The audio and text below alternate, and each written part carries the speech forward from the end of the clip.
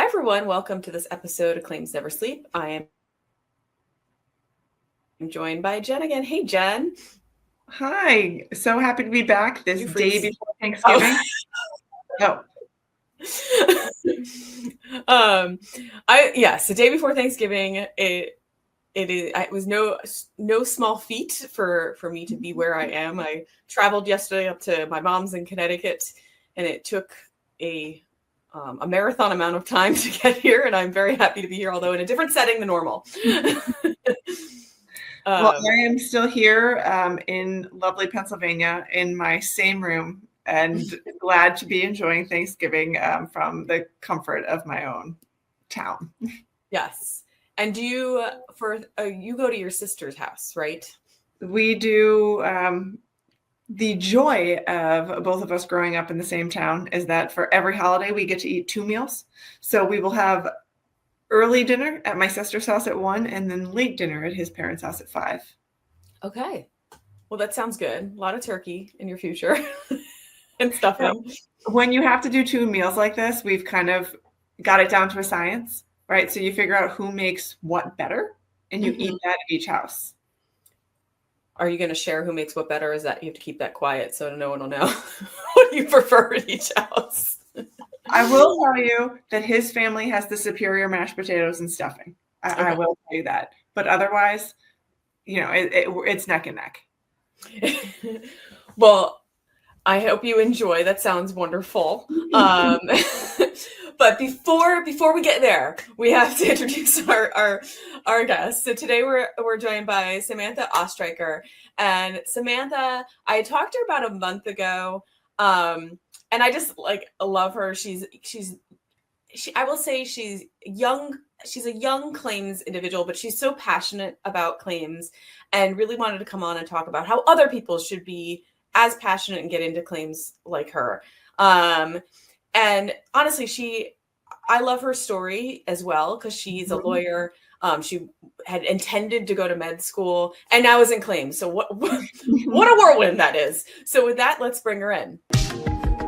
This is the Claims Never Sleep podcast, presented by Cruiser Mitchell, with your host, Megan Henry. Good morning, Sam. Welcome to this episode of Claims Never Sleep. I'm so happy to have you. Good morning. Thank you. I'm happy to be here. Even though this episode will probably get released in some time, just for our listeners to know, we are on the cusp. Thanksgiving is tomorrow. I am currently sitting at my mother's house. So, I have a makeshift setup for myself today. So, but I'm so happy you're able to squeeze this in before all the holiday rush. Yeah. It does get busy this time of year. So you and I had talked a few weeks ago, and I'm so happy for you to join us because you're kind of new into claims, newer. You're I wouldn't say totally green because you've been doing it for a few years, but you're not like some of our other guests have been 20, 30 years in claims, and so we have a different perspective to pick your brain from today. But before we get into that, you are a lawyer by trade, so everyone has different stories as to how they got into deciding to go into the legal world or deciding to go into claims, and you have both. You have claims and legal. So what was your path into? Sorry. That's all right. Foster dogs. He's trying to take over. What was your path that led you to law school? So we talked about this a little bit when we first talked, but it's a little strange because I actually went to law school with the intention of going to med school afterwards. Mm-hmm. So I always, I feel like when you're a kid, there are 3 professions you pick from: teacher, doctor, lawyer. And I was going to be a doctor. So I went to school, pre-med, and then had some head injuries from diving and was going to take a gap year, but didn't know what I was going to do with that gap year. And because I had double majored with humanities, so I did women's studies and religious studies, I had a lot that kind of focused on the legality and how we interact with the law as full human beings. And so I had advisors who had recommended me going to law school. And when you're 20 years old and you've got no plan, you're like, okay, school seems like a safe choice. So I applied to law school. They let me in. And then I went with no intention of ever practicing law. Which when you tell your law professors that, they look at you like you're crazy and like you're wasting their time, your money, but they teach you. And so I took insurance as my first year elective, and I just really liked it, which is a very nerdy thing to say. But I just thought it was company here. Right. I thought it was fascinating. I think as somebody who likes to understand how things work, insurance makes the world make a little bit more sense. And so I just kept taking insurance classes while I was in law school, still fully planning on going to med school. And then COVID happened. And so I didn't want to start. I was finishing law school remotely. I didn't want to start med school remotely. And so I had applied like in the cycle to start in 2022. So I graduated law school in 2021. And so I was once again kind of taking a gap year in the hopes that if I did that, then I would start in person. But in the interim, I needed a job. And so because I had taken so many insurance classes and I live in Hartford, Connecticut, insurance seemed like a good place to look for that job. And so it just so happened that, I got my first claims job doing medical malpractice claims because of all the, medical background that I had. And I just really liked it. And when it came time to decide like what I was going to do next, it just seemed like a better fit for me to stay in claims and to keep doing this, which is hard. I think, you have your childhood dreams and you have, an idea of what you're going to be when you grow up, and then you're so close to getting there, but then it's okay sometimes to let it go. Which was really hard, I think, for me to get to that point. But and it didn't help or didn't hurt that I was good at it.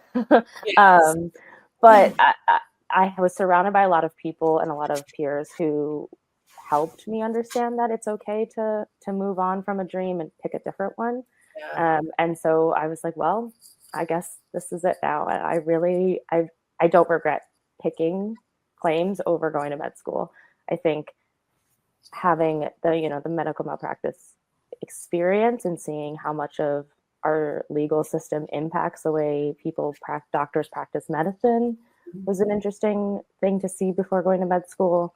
And also it's just kind of, again, I think I enjoy what I do every day instead of maybe forcing it something that I thought I was going to enjoy when I was 10 years old. So did you take the MCATs and like start applying? I did. Yeah. I took the MCATs. I interviewed at med schools. I did the whole thing. I was like, signing my name was like the last step I needed to do to do it. And I think I think I needed to get that far to prove to myself that I could do it. That it wasn't that I wasn't cut out for it and therefore this is like my backup. It was like, I could do this, but I am choosing to do something that I find more interesting and fascinating. And I think it was hard because when you think of insurance, especially like in claims, like who are you really helping? And so if you spend your whole life thinking, I'm going to grow up, I'm going to help people, I'm going to be a doctor. And then to be like, oh, well, this isn't necessarily like a direct career that helps people, but I have a lot of coworkers who volunteer their time, their money. They do pro bono work. They do other things, but they still get to do the job that they enjoy. And so you just kind of have to I think weigh all the options. And ultimately I was like, I'm in insurance, and all of my friends were like, this makes sense for you. You genuinely enjoy a topic that most people avoid at all costs. So yeah, that's how I ended up in claims. That's how I ended up in law school, how I ended up in claims. At no point did I ever think that this was going to be my career. I'm thrilled that it is. Yeah. Well, as someone who also took the MCATs and then didn't go to medical school, it's just a fun little test to take. A little 8-hour day. Not fun. So my husband's a doctor. So we were taking the MCATs and the LSATs at the same time. he was taking step 1 when I was taking the bar. Yeah, neither were fun. 0 out of 10 recommend to anybody. But I do find that to be really interesting what you're saying, because I know I went through the same or similar struggle with going to law school and thinking I'm going to law school to help people, or I'm going to work in a nonprofit, or I'm going to work at legal aid. And then I didn't. And I felt really guilty about it. But then you realize like your 9 to 5 does not have to fulfill, like check every box that you want in your entire life. So, you do volunteer work, or you do something else that kind of fills up those other buckets, because you didn't realize that your regular job was going to be so intellectually stimulating and you actually like it. Or at least that's how I found it. I was like, oh wait, I like doing it. Who knew? Please hold. Rocky. I bet there's a delivery. Hey, He's got a big bark for a little though. he sometimes will bring it out, which is why I'm thinking there must be. Let me get him a carrot. Do you want a carrot? Come on. Here, hang on. I can. Not that wouldn't get edited out, but I'll make Joe's job a little bit easier. What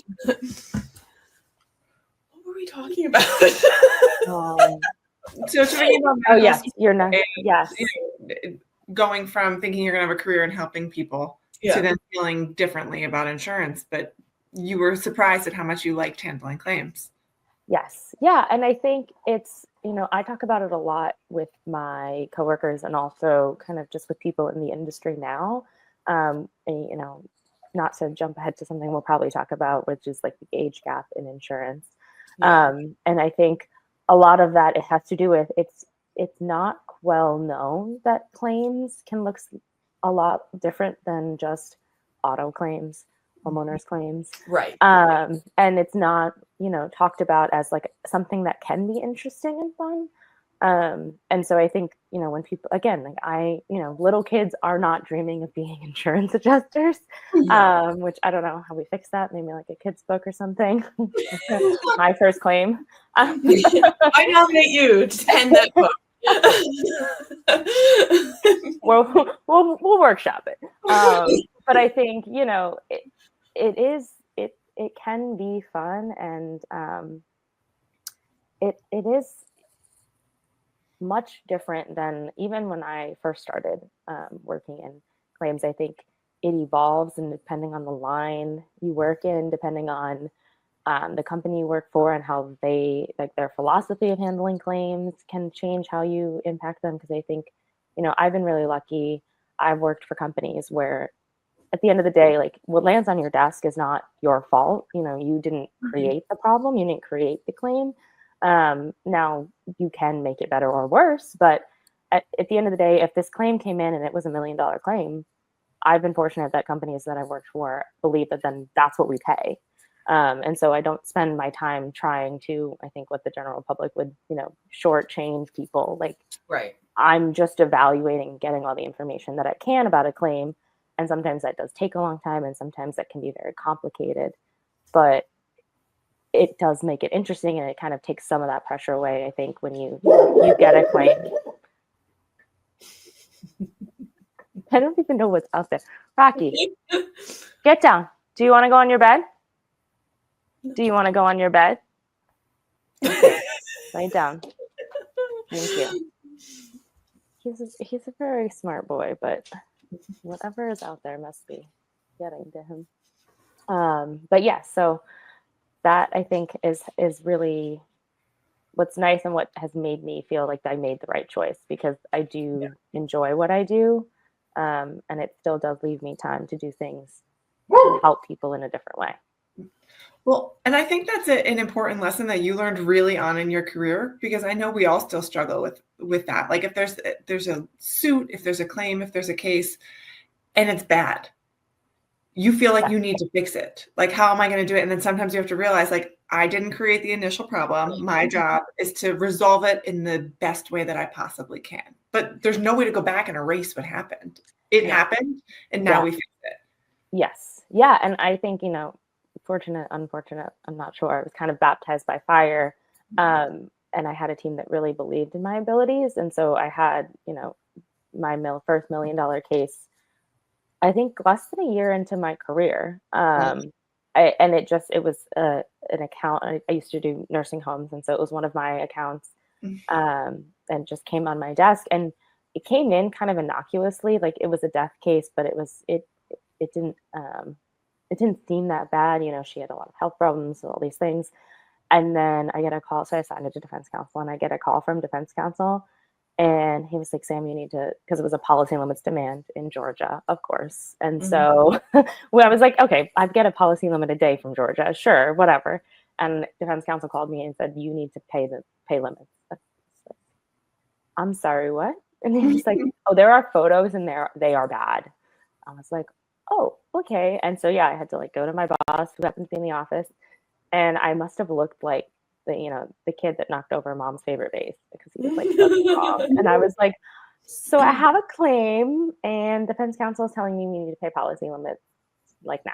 And he was like, okay, well, did you kill them?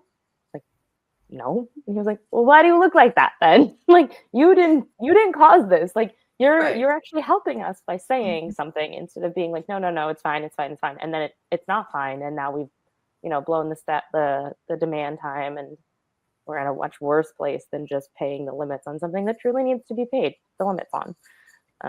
And so it was a really hard lesson, but a good lesson, I think, to learn early on.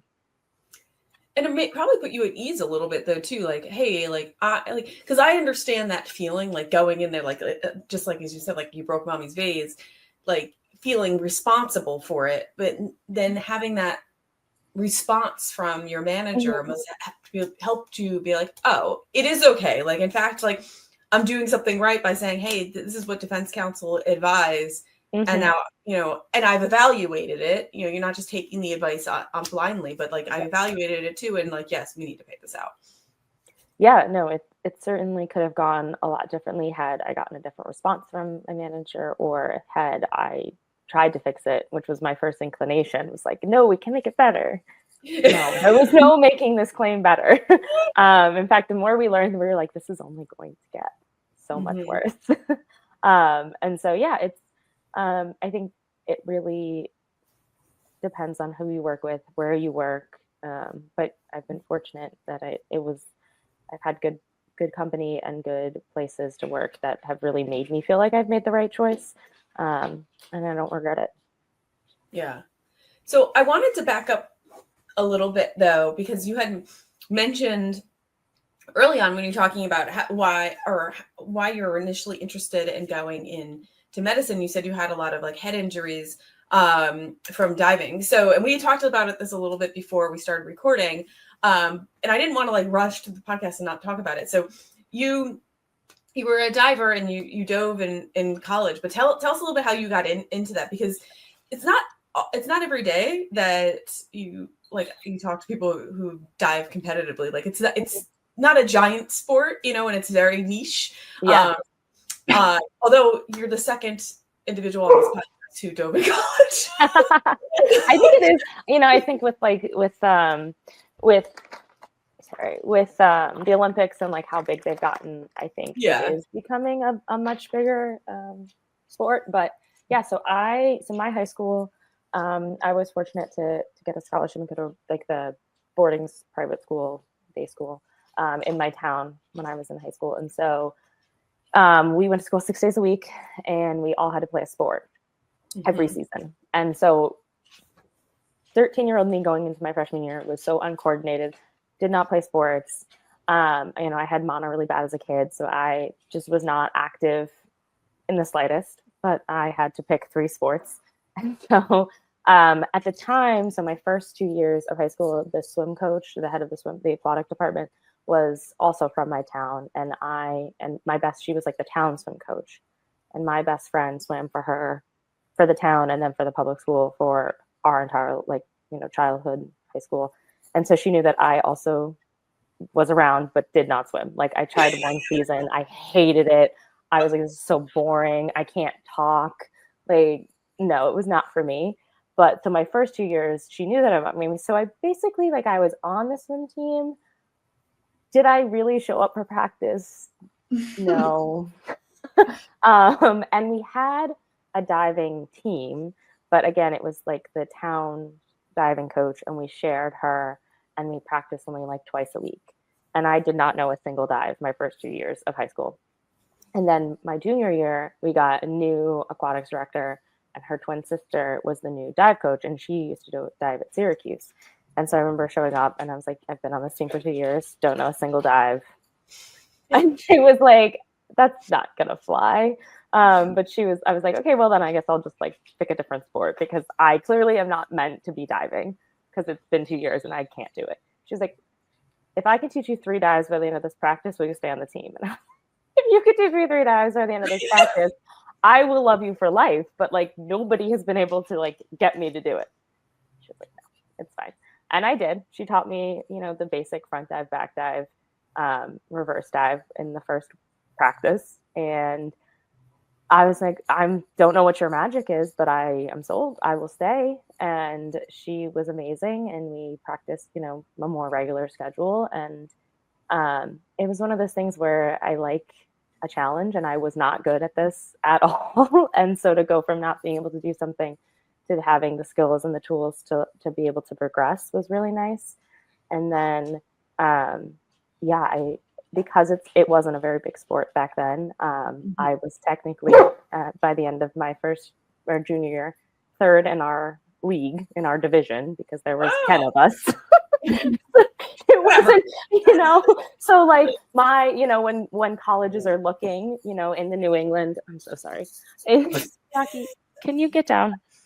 Hi. Do you want to say hello to the camera? Say, I'm available for adoption. Can you get down, please? I know. This is so new for you. You don't understand. When colleges are looking for people to recruit, I was never going to be recruited by a D1 school, but D3 schools still kind of look in the same pool, and they look for people that maybe won't be picked up by the D1 schools. So yeah, I was, I had on paper, the stats made me look, I guess, like a good candidate. And so I had one recruiting trip to Kenyon College out in Ohio, which is not where I ended up going, but it was exciting to go out there and to be on a recruiting trip. And then, I had other offers, and ultimately, DePauw was a school that I was interested in. And then to be able to have the opportunity to dive there was kind of the cherry on top. And I think I'm a big advocate for D3 sports, because I think not everybody wants to make sports their whole lives, but also having a sport, especially going from, like living at home and being in high school to college, I think helps with structure and helps with kind of teaching you life skills on how to balance a lot of things. But it's a lower stakes environment. And so to have that opportunity, it was really great. I loved it, despite my neurologist would tell you that it wasn't the best choice for me. But, I think you're not getting out of life unscathed. So, again, one of those things that looking back, maybe I should have made some different choices and protected my head a little bit better. But it was a good time, and I really enjoyed my time as a D3 athlete. Well, I think it's amazing though too that you did all that, and like normally when you hear about divers, you're like, well, I was a gymnast, and and I pivoted over. And the fact that like you're telling us in your junior year you didn't know one dive, and then you were able to then go to college for it, or go dive in college is like amazing. It also shows that you really enjoyed it. And did you find it to be like challenging and therapeutic though? Because diving scares the crap out of me. Like the only thing I can just dive off. Like that's it. There's no trick. And I do gymnastics. I think I do really like a challenge. I think anybody who knows me for any amount of time would probably agree with that statement. But I also find it's nice because a lot of it after a certain point becomes muscle memory. And so it's nice because it does kind of become second nature, and you can stop thinking, or all you're thinking about is your dive. You're not, so it kind of strips away some of the busyness that we all have in our brains while you're practicing. yeah, I don't know what it was about diving that I liked so much. I think when it's done really well, it's beautiful, it's mesmerizing.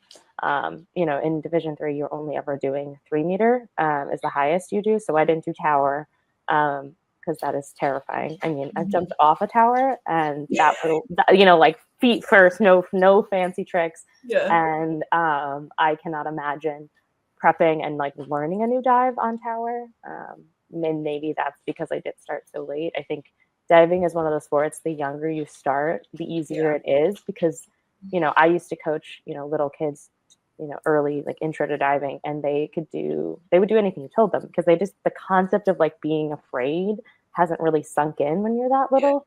And so they don't hesitate when you tell them to do something because they don't know that there is a consequence for them not doing what you tell them to do. So they just do it, and then they don't get hurt because they just follow what you told them to do. There's like no override of like, I don't want to say self-preservation because like everybody has that, but it's like once you get old enough to like understand that, this could go really wrong, you hesitate, which is, that's human nature. But that can also mean that's what messes you up. And so some parts of me wish I had started earlier, but I think, I started when I was supposed to start and I got to where I was supposed to be. But yeah, it's kind of a fun skill to have. And, like, it's a cool party trick to pull out, like, front, to double flip, like, a reverse. Those are always fun. That's the one you're walking forward, but you dive backwards. Mm-hmm. That's a fun one to pull out, It's like a thing that I can do. It's funny that you're saying this because Megan and I both have kids around the same age. And I'm so happy my kids are finally getting to the stage where they're not trying to kill themselves at every moment. Like they're starting to get that, like a self-preservation, like, oh, maybe I shouldn't make that decision. Yeah. And so I never thought of it on the other side, like to do something like diving or a sport that requires a little bit more fearlessness. And that just at an earlier age might be better. Yeah, I think gymnastics, diving, all the ones that we think of like, they have to start early. I think, practicing for a lot of years is obviously really important. But I think part of it too is trying to learn a new sport like that or older is really hard. And I think there were certain limitations on how far I was ever going to go with the sport because of that. It just wasn't innate to me to throw myself 30 feet up in the air and then twist around and flip a lot. And I also what you're saying about D3 sports, like our kids both play sports, and my sixth grader is talking. She's like, I want to play basketball in in college, and she's only 5'1". I mean, she is also only 12, but we'll see what happens. And she's been talking like about this local school that's D3, and I'm like, if that's your dream and your goal, go for it. And then the other day she said to me, I think I might want to go to Penn State or that school with the 2 blue V's that's in Philadelphia, Villanova. And so if you want to go to either of those, you might need to rethink basketball. Yeah. And my second choice is going to be UConn or Tennessee. Casually.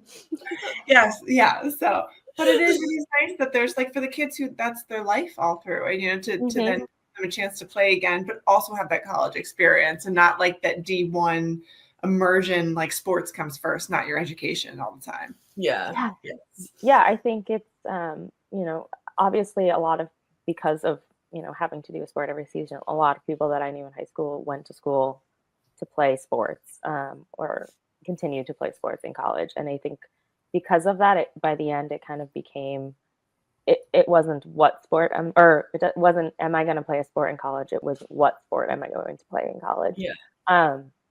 And so D3 is a great option. And I think much like claims, it isn't talked about a lot to kids as an option. It's either all or nothing. Like you're going to go D1 and then pro, or you should maybe stop. And I don't think that those have to be the only 2 options. I think D3 is great. You get to keep doing a sport that you love and carry on. And the health benefits of, being active in college, I think are really great as well. It teaches, you that structure, and then also to have healthy habits that continue on when you're not playing the sport is important. Yeah, and I think that's like probably one of those things at your high school. You're probably like, oh, do I really have to do three sports? Like, how annoying! And then you're saying, well, so many of your classmates then continued on to kind of similar path as you, and like, so maybe your high school had the right idea. Like, Yeah, I mean, I think you don't need superstar athletes. practically, I do think it was because it was a day in boarding school, and a lot of boarding schools do require kind of sports, and I think it's just a way to occupy your time outside of classes. But it does. It's a good foundation, and we didn't have gym class, and so I think when you think about people, taking high school gym, it's kind of the butt of every joke, and it's not. It doesn't provide the same kind of structures or things, I think, as a sport does. So I'm grateful that they did it. Yeah, at the time I absolutely hated it. I was like, why do I have to do this? Yeah. I should not be out here. I remember I played, so there was it went varsity, JV, and then thirds, which was basically like learn to do whatever sport it was. So my first semester, my first year, I played thirds volleyball. And I used to joke, I was like, it happened all through middle school. Like, I was like, if we're playing with a moving object, that moving object will hit me. I don't know how to explain the science. And my coach was like, you're crazy. We're practicing. The varsity team is practicing at the court next to us. And the ball comes and hits me in the head. And I was like, I told you, I should not be involved in sports where there are moving objects. I can be the moving object. Moving objects and I do not get along. And she was, I guess you're right. You can go sit on the bench. It's like, so yeah, to think about, my first, 13, 14-year-old me who absolutely hated having to do with sport and, would never have considered herself athletic, to diving in college. And now I'm training for and about to run my third marathon. I think, I think it did shape me in a lot of ways for the better. But at the time, as a teenager, I hated it. Well, and I find myself to be at the most athletic point in my life right now, in my early 40s. And that's why I encourage my kids to participate in sports. And they're trying all different sports and they like all different sports. Because when I was a kid, we didn't have that opportunity. I mean, there was like girls basketball, girls tennis when I got to high school, but that's only for the kids who had played their whole lives. We didn't have soccer. We didn't have field hockey.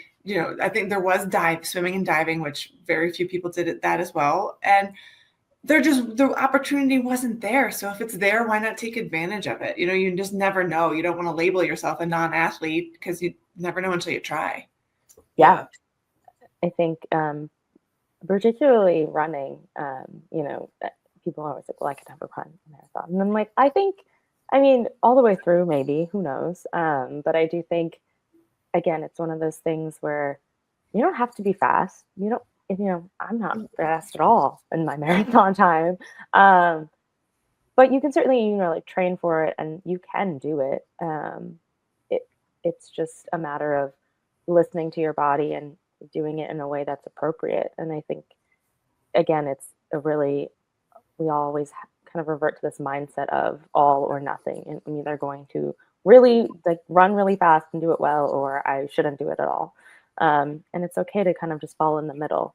I don't know if everyone will agree with me on that one. No, I think that's so true, because sometimes people don't try because they want a PR, right? Whereas it's okay to run a 10 or 11 minute mile. Oh yeah. My days of running faster than a 10-minute mile for long distances are far behind me. I think when I think of running fast, the 10-minute mile is running that. For sure. That's like the stand. That's like the bar. I'm running. So I'm doing actually the Disney marathon, but I'm doing the Dopey challenge. So I'm doing the 5K, the 10K, the half, and the full. That's amazing. Yes. So it's I've heard you do that. It sounds amazing. It sounds like so much fun. Yeah, I've done the goofy, which is the half and the full. So I'm tacking on the 5K and the 10K this time around, which is still scary, even though it's just a 5K and a 10K when you think about it in the grand scheme of things. But 48 miles in one weekend, and as I'm approaching 30, is not a short feat. And is the marathon the last event?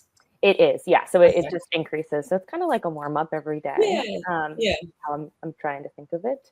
But try yeah, not to pull out on that 5K so you're not super sore. yeah, no, I will just be jogging.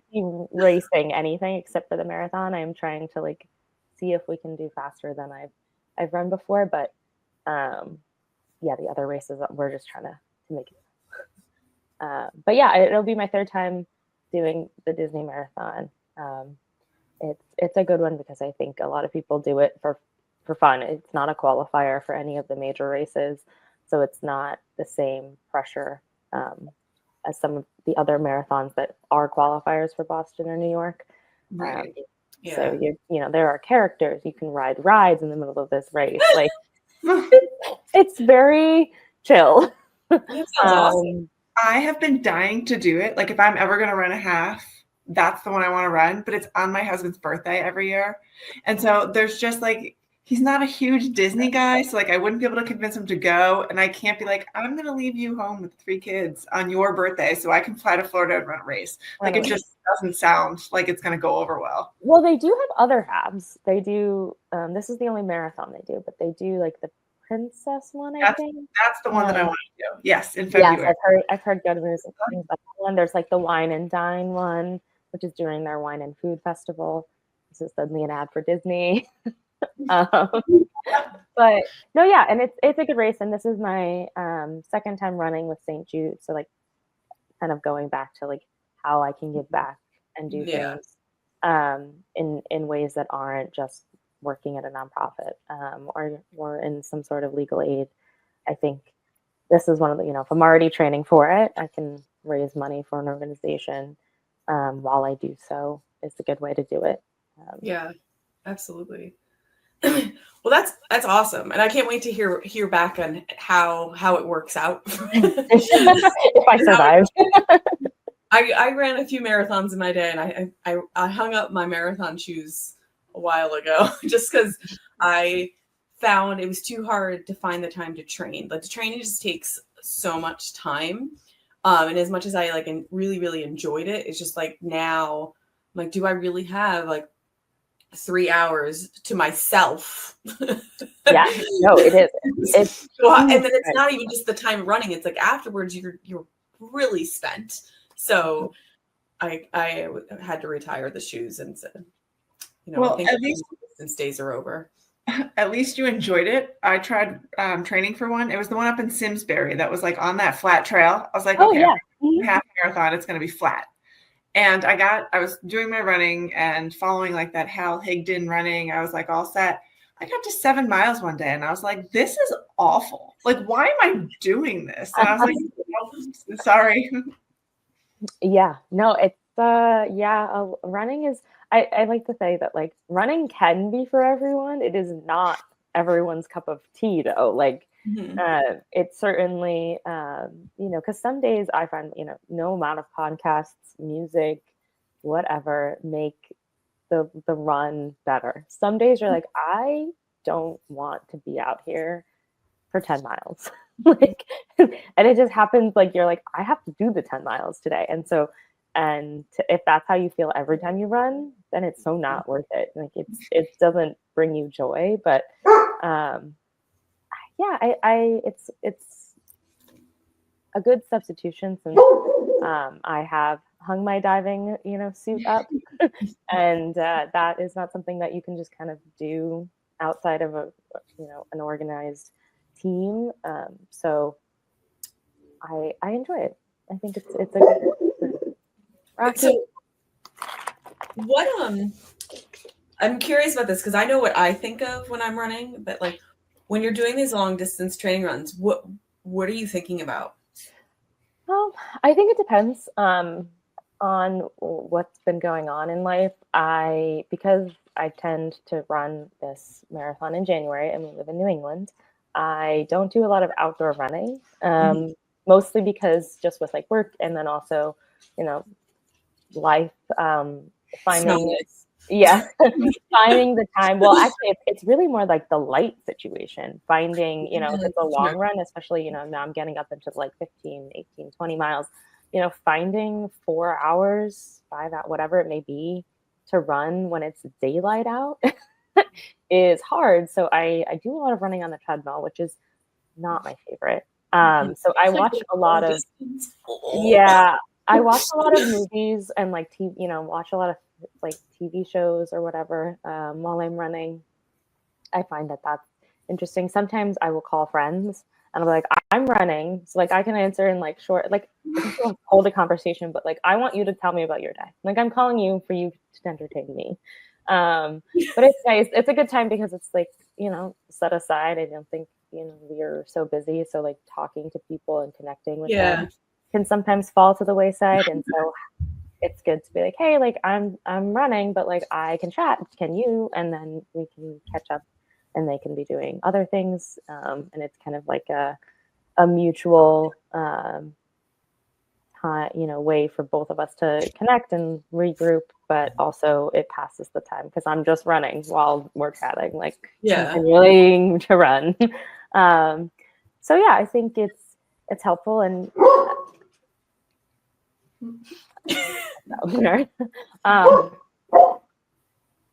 Roger, get down. Stop.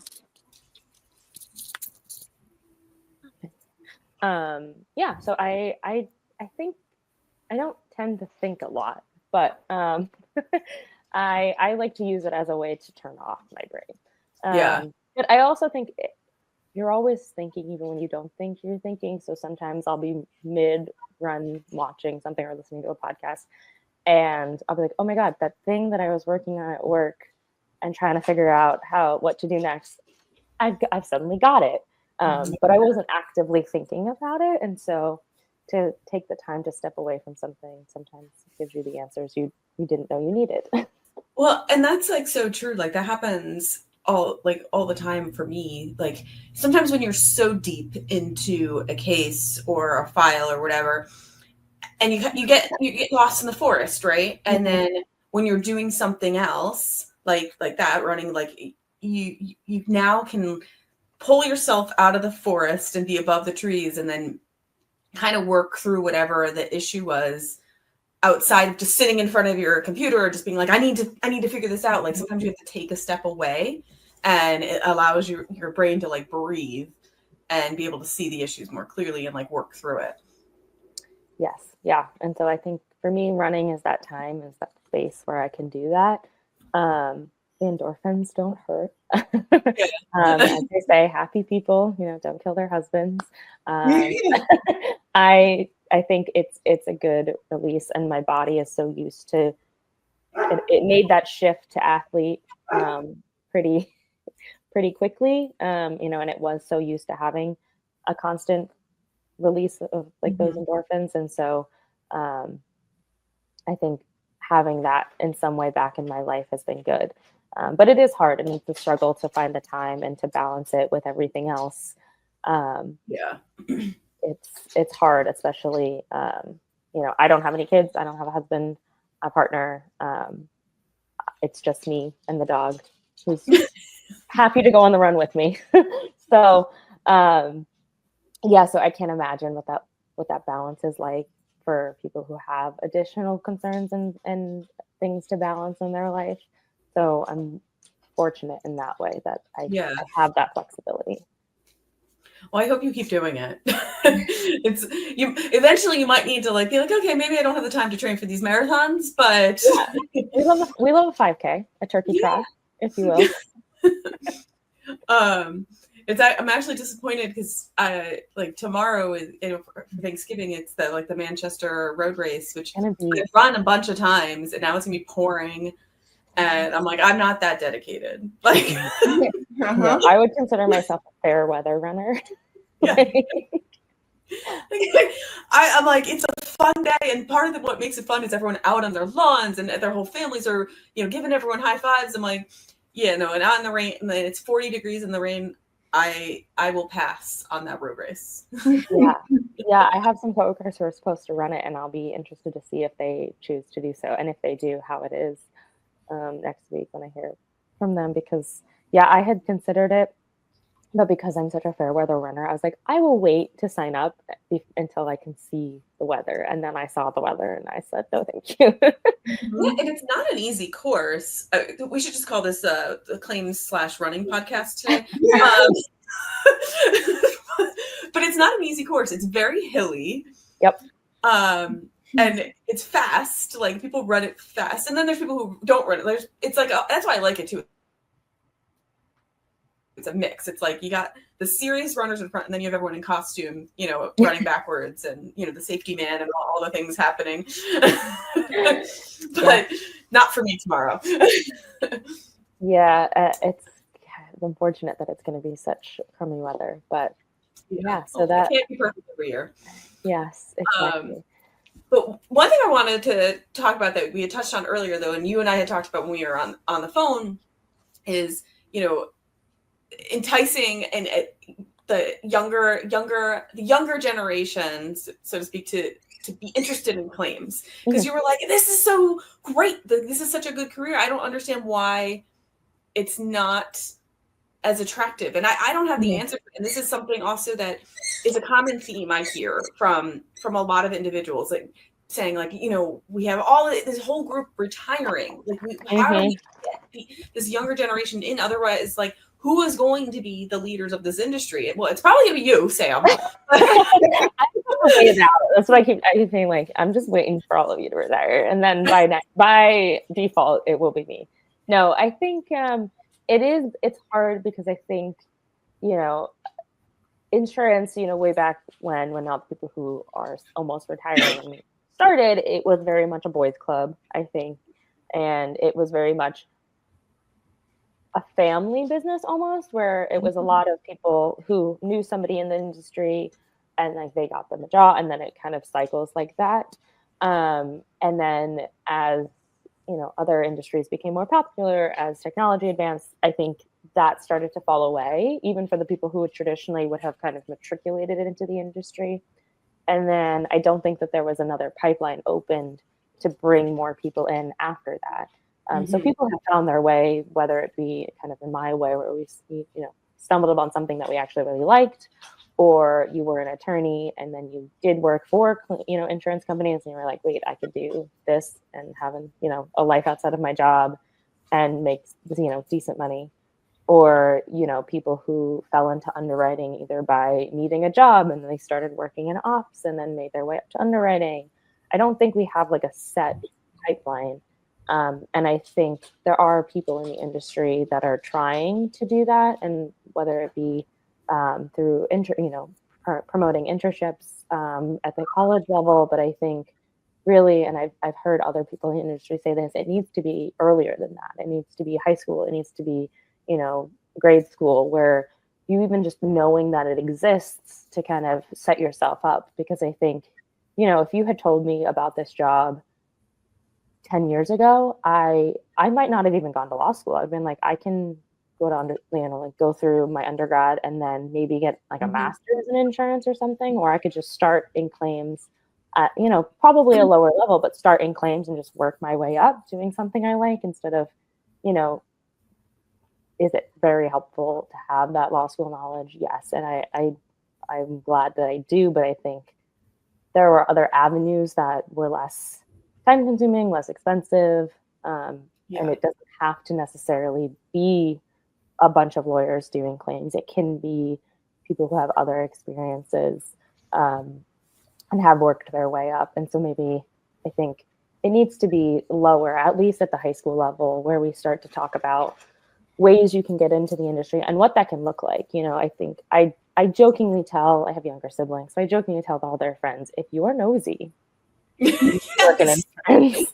And they don't understand. And I think the best way that I can kind of you can kind of fit it to whatever interests them. But my sisters are big F1 race watchers, and we were just watching the race in Brazil, and the track was just repaved prior to the race. And then the race, it was rainy, there were lots of crashes, and the commentators were saying, like, the drivers were saying that the road, like the pavement, it's too smooth, I guess, and it wasn't like resurfaced correctly, and so that was causing some of these problems. And when there are crashes, the teams are responsible for the damage. And so one of the teams had like $5 million in damage from the race. And I was like, that team is not paying it. You know who's paying it? The insurance company for the people who just redid that road. And my sisters were like, what? And I was like, that's going to be a claim because there's a connection. They're blaming this road. So they're saying somebody didn't do something right. I bet they have insurance, and I bet that's where this is going. And if you are nosy, that's a great job for you because now you're in it. You are the claims adjuster for this F1 race track. How cool is that? Yeah. Yeah, that coefficient of friction. Right? You know, I was like, I don't know how you get that job, so don't ask me, but I do know that it probably is a job. And so it's like to kind of explain it like that, but insurance has permeated everything that we do because risk transfer is so important when you think about things and how much money is invested in all of these larger, you know, sports, music, all these industries that have a lot of risk. That risk has to go somewhere. Not one person is absorbing all of that risk. And when you break down the world like that, it becomes a lot more interesting, I think. And maybe that's how we get at the younger generation to say it's not just car insurance, it's not just homeowners insurance. Those can be interesting too, don't get me wrong. But I think the narrative around insurance has become so monolithic that it needs to change before we start to see a real influx in people coming into the industry, I think. I don't know how we get to work. People had some really cool claims. I remember, especially in the E&O department, I was handling professional liability. Someone, I believe, had like the campaign for the 12-foot footlong at Subway that they weren't actually. And then a few people did have like copyright and trademark issues with, I think there was one with like Avril Lavigne, and there was a couple different famous people. So like it could sound really boring on paper, but when you kind of look at all the facts as a whole, there could be some really, really interesting claims. Yeah. I mean, and they can come up in the, you know, strangest of ways. I do, you know, so I used to do med-mal claims and now I do professional liability, E&O. And our lines currently, we have like a miscellaneous category, which can be really anything. And so at any given moment, you don't know what's going to come across your desk. It's great for people who like to always be learning because, you know, there's never a point where I'm like, okay, great, I know everything I need to know to handle any claim that comes across my desk, because it's just simply never going to happen. You know, I do architects and engineers. I'm not an architect nor an engineer. But I think, you know, it's great for me because I love, you know, learning new things. So I get to learn a little bit about architects and engineers every time I get a new claim. You know, I get to learn how to read design plans and blueprints. Lawyers' claims, I get to see how other, you know, personal injury attorneys work, how, you know, trust in estates, real estate. You never know what you're going to need to know. And I think that's, for me, the part that keeps it really interesting is that it's not just every day I go to work and I do the same exact thing. And then I clock out and I come in and I do it all over again. You never know what the claim will be about. Right. And have you found that going from when you used to do like the med-mal nursing home claims to this, do you prefer the, you know, claims over that? Because I know because you started because you're like, oh, I have this, I want to go to medical school, and you know, so that's where your passion was. And I guess you could still touch on it because you could still have that aspect of being medical adjacent. But I'm just curious if you prefer the new path.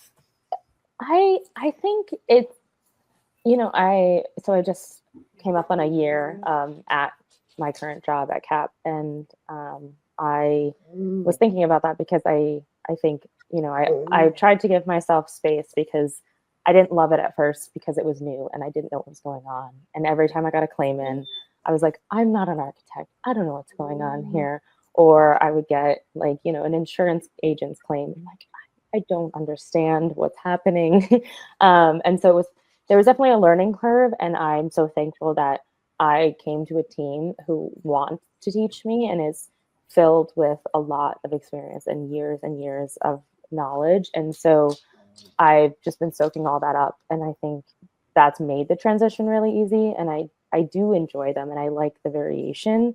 And I also like that It's a little bit different. I think being in the med mal space is a little, I mean, it's depressing for obvious reasons, but it's also depressing on a larger scale, because it's really an industry that only exists kind of in the US because of the way that our tort laws are, and the way that people are practicing medicine. And I think how we, as patients, are interacting with that space, it's kind of like these verdicts and these claims are only getting bigger and bigger and bigger, and that's putting the pressure back on these, you know, healthcare systems who don't necessarily have a place to put all of that pressure.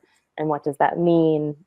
Nursing homes in particular. I mean, there's already a shortage of people who want to work in nursing homes, and when you put that, pressure on of like they're not getting paid as much because the money is going to these lawsuits, and then also who wants to be sued and who wants to be deposed. So like it's this cycle that's not really helping the industry, versus like in the PL space, it doesn't really act like that. There's it's kind of like expected. It's like a necessary evil of any job. You're going to mess up, so why not have insurance for it? It's like a different dynamic. And so I don't know that I would say I prefer one or the other. I think I'm glad that I would have been content to stay in med mal my entire career. But I was looking for, some upward growth and, in my career, and my previous job it just didn't have any openings for that. And so when I was looking for where to go next, I had, mentors tell me maybe try a different line, because it's always better to have more experience in different lines than to just pigeonhole yourself so early on. You didn't think you were going to like claims, and here you are. So try new claims. And I'm so thankful for that advice, because I have really enjoyed it, and I wouldn't have had the opportunity to work with the people that I do and learn what I've learned, if not for taking that advice and doing something that was really scary. And it kind of almost felt like a step backwards, because I went from knowing what I was doing and how to handle the claims I had on my desk to having no idea what was going on. So I think I would be happy doing the PL claims. I'd be happy doing med mal claims, but I'm glad that I get to continue doing PL claims.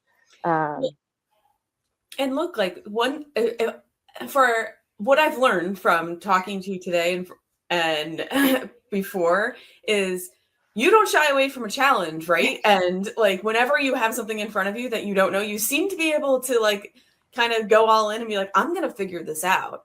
So I'm really happy that you made the pivot to claims and, had that challenge in front of you, because of you're going to tackle it. And I feel like you would have gotten bored.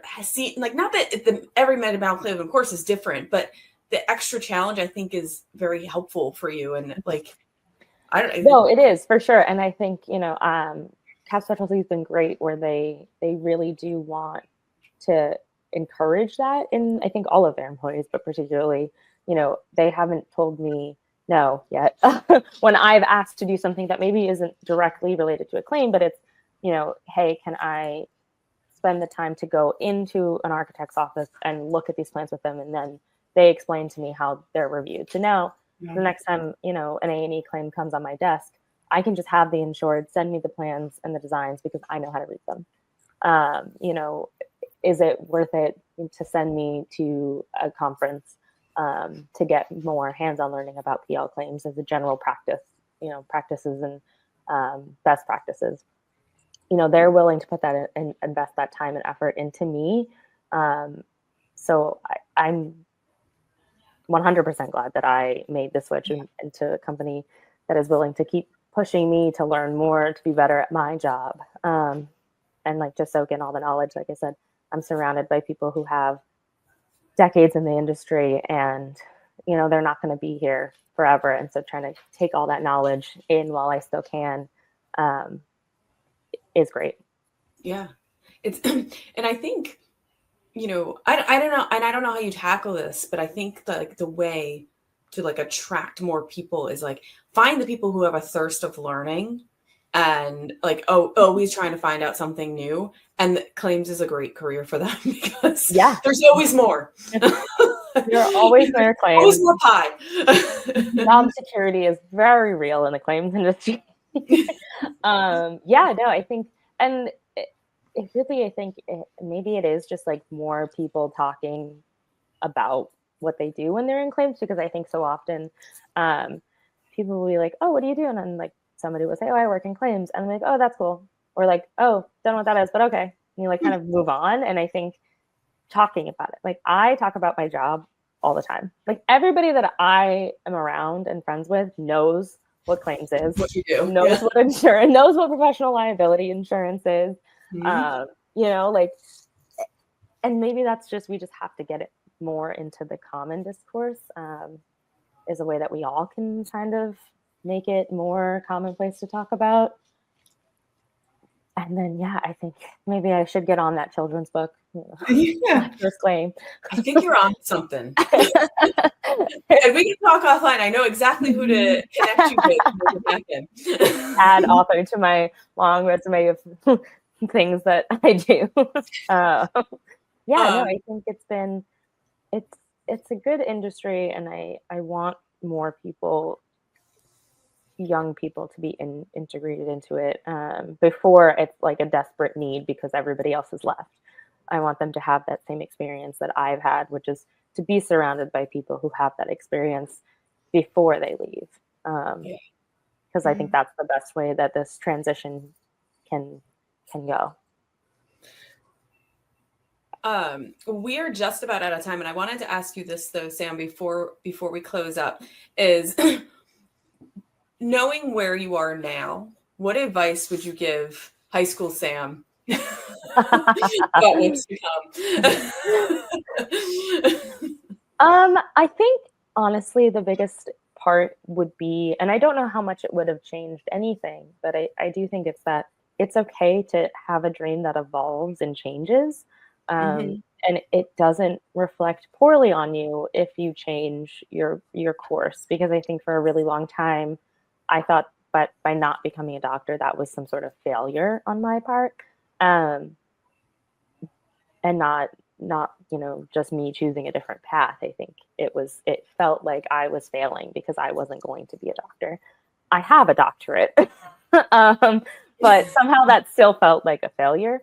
So I think I would just tell high school Sam that it's okay to evolve and change, and as long as you're happy and you're doing what you want, then it doesn't matter.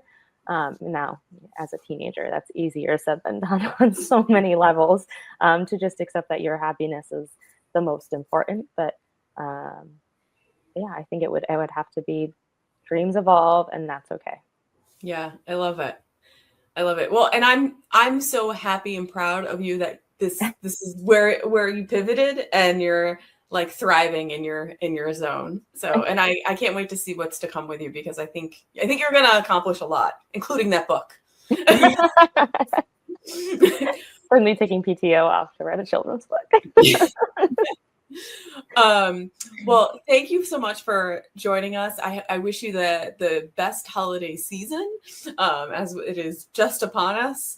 And of course, for all our listeners out there, if you like what you hear, please like and subscribe to Claims Never Sleep. You can find us on your favorite streaming platform. You can also find us on YouTube. Thanks for tuning in. This is the Claims Never Sleep podcast, presented by Cruiser Mitchell, with your host, Meghan Henry.